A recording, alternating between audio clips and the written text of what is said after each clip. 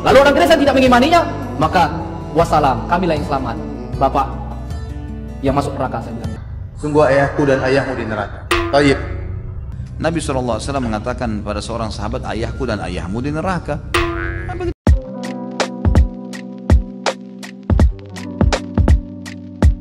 Assalamualaikum, selamat datang kembali di channel ini. Kali ini saya akan membahas video dengan satu tema, yaitu tentang keselamatan ya guys. Yang mana ada seorang ustadz mengatakan bahwa orang Kristen tuh nggak pasti selamat. Jadi intinya kalau misalnya Yesus benar-benar juru selamat, maka orang Islam akan selamat karena orang Islam percaya kepada Yesus. Tetapi jika orang Kristen itu salah atau sebenarnya yang menyelamatkan adalah Muhammad, maka orang Islam yang selamat. Tapi orang Kristen nggak selamat karena nggak percaya Muhammad. Jadi itu logika yang dia pakai untuk mengukur keselamatan dalam Islam dan Kristen. Mari kita langsung nonton videonya aja. Kalaulah memang agama Kristen yang benar dengan mengimani Yesus sebagai Tuhannya, kami pun orang Islam itu selamat. Kenapa? Kami juga beriman kepada Yesus, kami juga beriman kepada Nabi Isa, betul. Tapi kalau Islam yang benar dengan kami mengimani Nabi Muhammad sebagai Nabi kami, sebagai Rasul kami, lalu orang Kristen tidak mengimaninya, maka wassalam, kamilah yang selamat. Bapak yang masuk neraka, saya bilang. Ya, sebenarnya statementnya itu menjadi persoalan guys. Kenapa? Karena dia mengatakan bahwa jika misalnya Yesus juru selamat, maka Kristen selamat, Islam pun juga selamat. Karena Islam percaya kepada Yesus.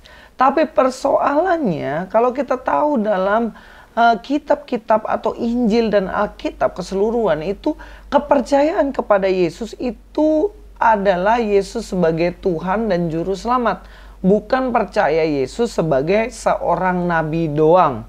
Jadi itu nggak bisa dijadikan patokan untuk berarti Islam juga selamat karena percaya Yesus. Tapi kan persoalannya dalam agama Islam itu kan percaya Yesus bukan Tuhan, bukan penyelamat, bukan disalib untuk mengorbankan manusia. Orang Kristen selamat karena percaya Yesus yang disalibkan menebus dosa manusia. Tetapi orang Islam tidak percaya penyalipan. Bahkan kalau kalian lihat sendiri, mereka itu kan nggak percaya Yesus disalibkan kan. Mereka hanya percaya Yesus itu diangkat ke langit karena dikejar-kejar, tapi ternyata Yesus kabur, kemudian dia menyelamatkan diri. Dan kemudian dia ke langit. Dan ini berbeda sama sekali dengan yang ada dalam Kristen. Kristen kan harus percaya bahwa Yesus Tuhan dan Juru Selamat karena pengorbanannya. Jadi nggak bisa Bapak mualaf mengatakan bahwa logikanya orang Islam akan selamat seandainya Yesus toh penyelamatnya. Selain itu dia juga mengatakan bahwa orang Kristen pasti masuk neraka. Dibilang kalau seandainya yang benar penyelamat itu adalah Muhammad, maka akan masuk ke neraka dan orang Islamlah yang masuk ke dalam surga. Tapi kalau mengenai hal ini saya jadi tanda tanya. Lalu kenapa dua ustadz ini mengatakan bahwa orang tua dari Muhammad sendiri masuk neraka? Dan apakah bisa dijamin bahwa Anda juga akan masuk surga? Sedangkan orang tuanya Nabi itu sendiri masuk ke neraka. Itu yang disampaikan oleh dua ustadz ini. Mari kita dengar saja videonya. Saya katakan para hadirin hadirat yang dirahmati oleh Allah Subhanahu wa taala, bahwasanya kita sangat mencintai Nabi Shallallahu Alaihi Wasallam dan kita sedih apa yang disedihkan oleh Nabi Shallallahu Alaihi Wasallam dan kita gembira apa yang digembirakan oleh Rasulullah Shallallahu Alaihi Wasallam. Rasulullah SAW sedih tatkala dia minta izin agar memohon ampun bagi ibunya. Allah tidak mengizinkan. Dan kalau Rasulullah SAW minta izin untuk menziarahi ibunya, maka diizinkan oleh Allah Subhanahu wa taala. Kemudian juga tatkala ada seorang bertanya kepada Nabi SAW, di mana ayahku? Kata Rasulullah SAW, ayahmu di neraka. Kemudian ini dalam Sahih Muslim. Ketika orang itu sedih, kata Rasulullah SAW, inna abi wa abaka finnar. Sungguh ayahku dan ayahmu di neraka. Taib. Masalah ayah ibu Nabi di neraka atau tidak masalah yang gaib. Maka tidak boleh kita mengucapkan tentang masalah ini kecuali dengan dalil, bukan pakai perasaan. Dan Rasulullah SAW telah jelaskan dalam Sahih Muslim bahwasanya ayahnya di neraka jahanam dan ibunya tidak diizinkan agar dia mohon ampun buat ibunya. Apakah kita berani melanggar perkataan Nabi SAW? Saya katakan memang ada sebagian ulama yang berusaha mentakwil hadis ini. Mengatakan, oh maksudnya ayahku dan ayahmu di neraka, maksudnya pamanku di neraka, yaitu Abu Talib misalnya.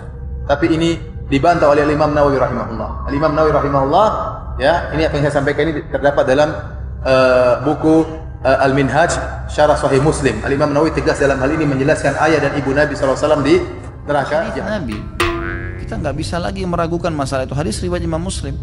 Nabi SAW mengatakan pada seorang sahabat, ayahku dan ayahmu di neraka. Apa itu penyampaiannya? Ya sudah, kita terima apa adanya kan.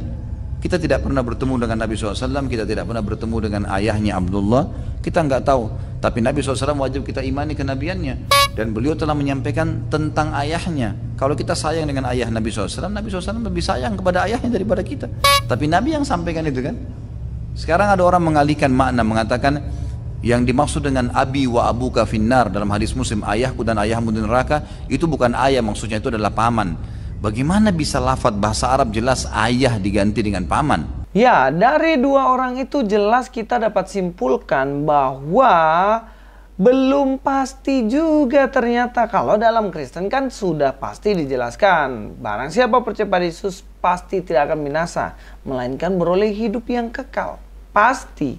Tetapi ternyata di dalam ajaran nabinya sendiri itu sebenarnya belum pasti. Karena orang tuanya sendiri belum pasti untuk ke surga.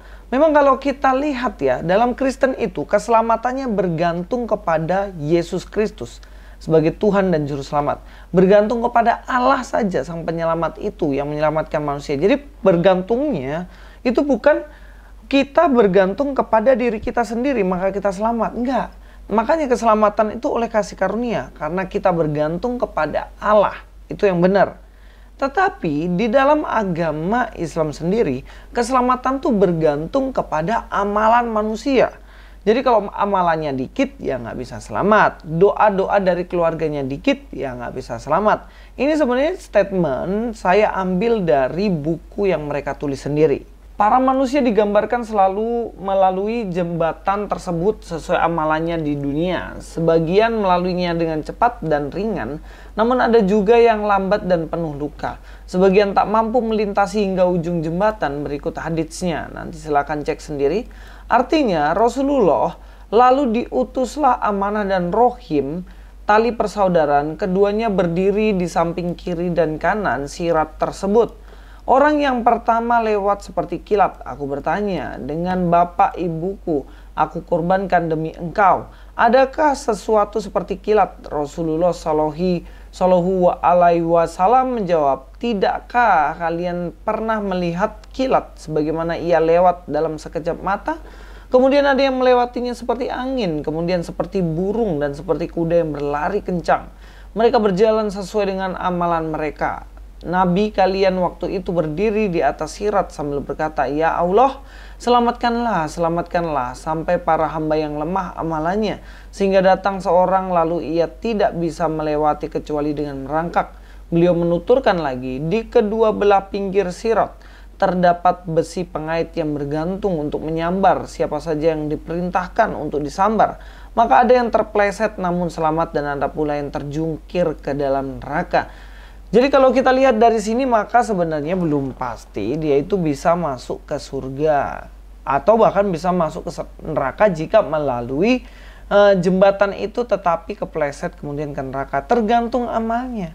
Kalau amalnya baik banyak ya bisa langsung, tapi kalau amalnya dikit ya nggak bisa. Bahkan ada yang pelan, ada yang kenceng, kan kayak gitu. Nah, inilah yang dikatakan lagi di kutipan ini sesuai hadis ini, jembatan Siratal Mustaqim adalah titian yang dilalui dengan bergantung pada amalan manusia. Mereka yang selalu taat perintah Allah akan melewatinya dengan cepat dan selamat, namun berbeda dengan hambanya yang abai. Jadi yang amalannya dikit ya lambat, bahkan bisa jatuh. Tetapi yang banyak langsung secepat kilat. Jadi bergantung pada siapa? Bergantung pada amalan manusia itu sendiri. Tapi dalam Kristen berbeda. Dalam Kristen itu bergantung kepada Yesus Kristus Sang Juru Selamat itu. Bila kita bisa percaya kepadanya sebagai Tuhan dan Juru Selamat, maka kita akan selamat. Tapi nanti kalian bilang, oh gampang dong cuman percaya bisa selamat. Siapa bilang gampang? Toh kalian juga nggak percaya sampai detik ini. Sulit kan untuk percaya? Nah, keselamatan dalam Kristen itu dalam 1 Timotius 1 ayat 15 ya. Perkataan ini benar dan patut diterima sepenuhnya. Kristus Yesus datang ke dunia untuk menyelamatkan orang berdosa. Dan di antara mereka akulah yang paling berdosa. Orang-orang yang berdosa, orang-orang yang menyadari bahwa dirinya butuh pertolongan dari Tuhan, mereka lah yang diselamatkan dalam teks ini. Yang mana mereka menyadari bahwa butuh Yesus Kristus yang juru selamat itu, makanya bisa selamat.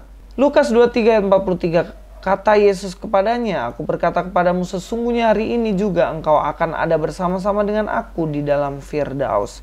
Keselamatan yang diterima oleh penjahat ini, itu langsung diterima tanpa ada amalan yang menyertai dia. Dia langsung di Firdaus bersama Yesus ketika dia percaya kepada Yesus, Sang Tuhan dan Juru Selamat itu. Jadi kalau dibilang nggak pasti, sebenarnya nggak pasti siapa. Kan gitu Bapak.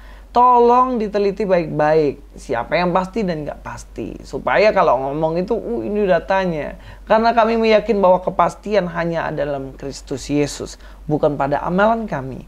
Sampai ketemu di video selanjutnya. Luis Prasetyo di sini. God be with you all.